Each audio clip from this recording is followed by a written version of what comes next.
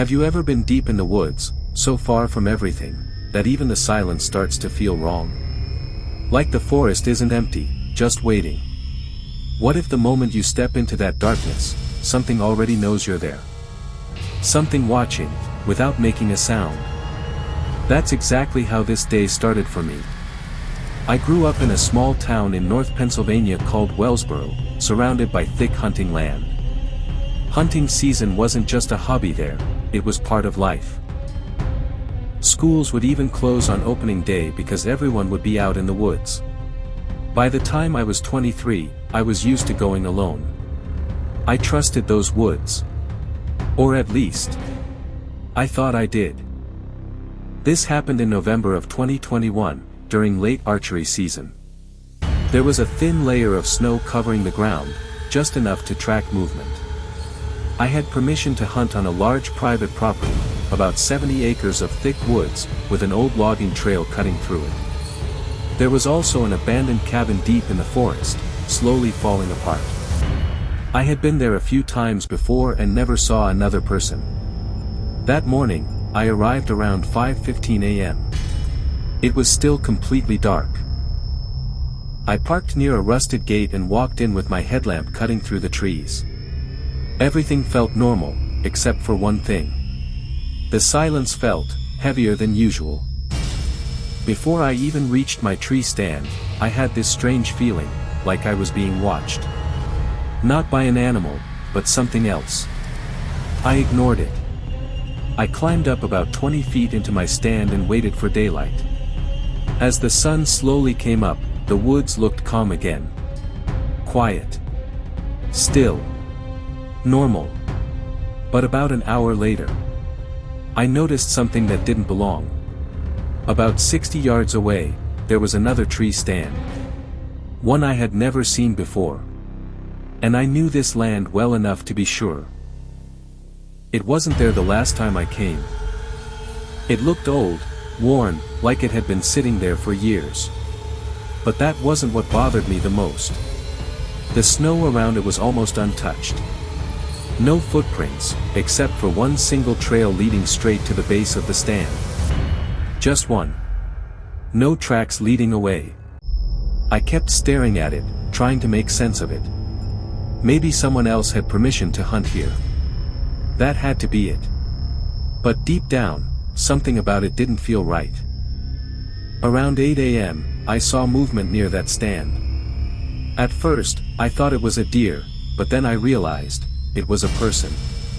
A man standing behind a tree. He wasn't wearing hunting gear. Just a gray hoodie and dark pants. He stood completely still, facing my direction. Then slowly, he raised his arm and waved. Not friendly. Just enough to let me know, he could see me. I gave a small wave back, unsure of what else to do. After about a minute, he stepped behind the tree. I expected him to walk out the other side. But he didn't. He just disappeared. No footsteps. No sound. Nothing. Later, I climbed down and walked over to where he had been standing. The snow told a story that didn't make sense. There were no tracks leaving the area. Just the same single trail leading to the stand, and stopping there. Like he had simply vanished. On my way back, I noticed something tied to a branch. A strip of orange hunting fabric. Then another. And another. Each one tied at different heights, like markers. That's when the feeling changed. This wasn't random. Someone had been placing these, carefully. I thought about leaving right then. But I didn't. I told myself I was just overthinking it. Later that day, as the sun started going down, I heard footsteps behind me. Slow. Heavy. Too steady to be an animal. I turned around, and saw him again. Closer this time. I could see his face clearly. Pale skin. Messy beard. And a strange, quiet smile. In his hand, he was holding a screwdriver. He didn't say anything. just stood there, staring. I asked if he had permission to be there. He didn't respond. Then after a few seconds, he turned, and walked away. When I finally left, things got worse. I started seeing more of those markers, but now they included small animals hanging from sticks. Placed carefully. Like signs. Then I found something that stopped me completely. My backpack. The one I had left in my tree stand. It was sitting near a tree, unzipped. Everything inside laid out neatly in the snow. That's when I realized, someone had been close enough to reach me, without me ever knowing. I ran back to my truck. The door was open. I know I locked it. I got inside fast and started the engine. Then I looked up, toward the tree line. He was standing there. Watching me. Still smiling. Slowly, he raised his hand, pointed at me, and dragged his finger across his throat.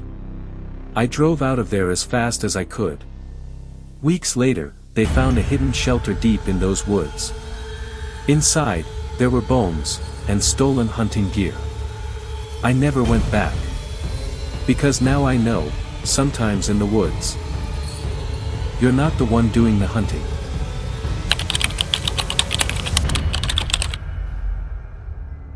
Have you ever looked into the distance, and felt like something was looking back? Not moving, not making a sound, just watching. What if you tried to ignore it, but it didn't ignore you? What if it followed you, waited for you, and came closer when the sun went down? This happened last November, when I went on a hunting trip with my grandpa in a quiet part of Texas. I didn't know it at the time, but that place was not as empty as it seemed. I don't usually go hunting. It's not really my thing. But I love camping, and I don't get to spend much time with my grandpa, so I said yes.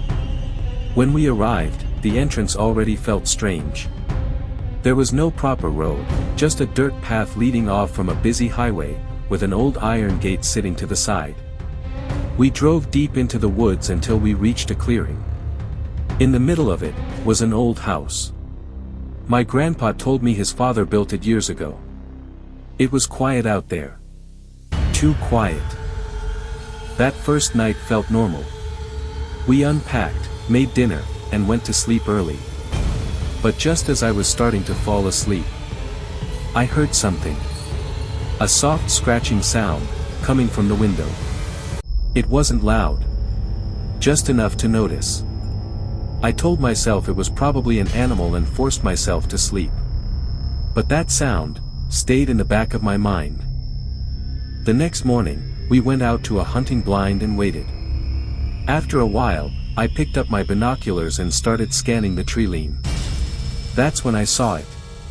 Something, or someone, standing far away, partially hidden behind a tree. It looked like it was peeking out, watching us. I froze. I told my grandpa, but when he looked, a group of deer walked into view. He laughed it off. Said I was just seeing things. Later that day, my grandpa shot a deer. We brought it back to the house and hung it up to process. After that, we left for a short trip into town. But when we came back, something was wrong. The deer had been disturbed. There were marks all over it. Claw marks, bite marks, but not like anything I had seen before. It didn't look like normal animal behavior. It felt off. That night, we decided to go out and check the area. We grabbed flashlights and walked toward the trees. The deeper we went, the more it felt like we weren't alone. Then I saw it again. That same figure. Watching from behind the trees. The moment it realized I noticed, it moved out of sight. My grandpa told me to stay back and walked into the woods alone. A few minutes later, I heard a gunshot. I ran toward it and found my grandpa standing near a coyote. For a moment, everything made sense again. Maybe that's what had been causing all of this. Maybe it was just an animal. But that feeling didn't go away. Something still felt wrong. And then, we heard it. A scream echoed through the woods. Loud. Sharp. Not something I could explain. It didn't sound fully human, but it didn't sound like any animal I knew either. We didn't wait. We ran. Behind us, we heard heavy footsteps. Fast. Loud. Something was moving through the woods, following us. We made it back to the house and locked everything. Then we heard it again. Slow breathing, right outside. Heavy, steady, like something was standing just beyond the door. Then suddenly, it slammed into the door. Once. Then again. The whole house shook. My grandpa raised his gun and fired through the door. The sound echoed through the woods, and whatever was out there let out a strange, sharp scream, before running away. We called the police that night. They came, looked around, but didn't have any answers. Neither did we. Nothing like that ever happened there again, at least not that we know of. But we never went back. Because some places feel quiet for a reason. Not because nothing is there, but because something is watching, waiting, just beyond the trees.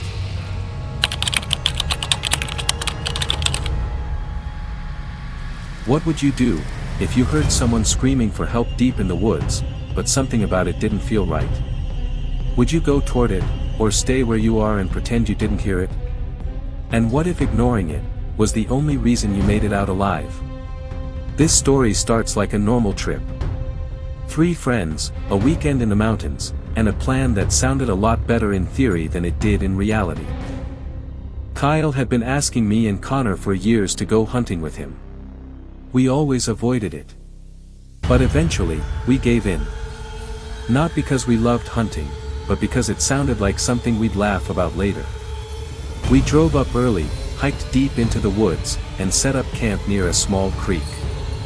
That first night felt perfect.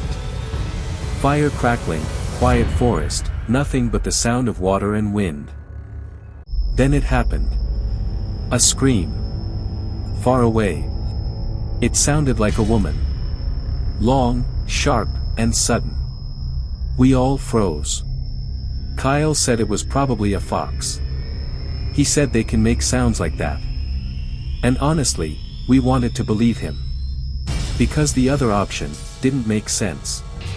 A few minutes later, the sound came again. This time, closer. No one laughed after that. The mood changed instantly. Kyle stood up and stared into the woods. Connor even called out, asking if someone needed help. But nothing answered back. Just silence. That was when Kyle told us to put the fire out. Suddenly, the warmth and light were gone, and we were sitting in complete darkness. That night, none of us really slept. Every small sound felt louder than it should have. Leaves shifting. Branches cracking. Things that could be normal, but didn't feel normal anymore. At some point, I must have drifted off. But when morning came, something felt off immediately. Things had been moved. Chairs knocked over. A bag dragged across the ground. Nothing was taken, just rearranged. Kyle said it was probably a bear. And that made sense, at least enough for us to accept it. We packed up and moved deeper into the woods. Somehow, it felt even more isolated. Later that day, Kyle managed to shoot a deer. We dragged it back to camp and processed it. The mood was different now. Quieter. More serious. That night, we sat around the fire again, trying to act normal. Then, we heard it. The scream. Again. And this time, it was closer than ever. It didn't sound far away anymore. It sounded like it was moving, circling us. Kyle stood up and fired a few shots into the air, trying to scare whatever it was. For a moment, everything went quiet. Then suddenly, the scream came back. Right at the edge of the trees. Close enough to feel. We put the fire out again and ran to our tents. That's when things got worse. I heard footsteps. Fast. Moving around the campsite. Something brushed against my tent, like it was circling us. Then everything went silent. Completely silent. And then, the scream exploded right in the middle of the camp. Loud, overwhelming, too close. We all panicked. Kyle fired his gun again. And just like that, it stopped. Footsteps ran off into the distance. We didn't sleep after that. We stayed together in one tent until morning. When the sun came up, the camp looked disturbed again, but nothing was missing. We packed up and left immediately. None of us wanted to stay another night. But what stayed with me wasn't just the fear. It was the question. What if that scream really was someone asking for help? And we chose to stay silent? Or worse, what if it wasn't human at all, just something pretending to be? If you like this video, don't forget to subscribe my channel. See you on next videos. Till then, goodbye.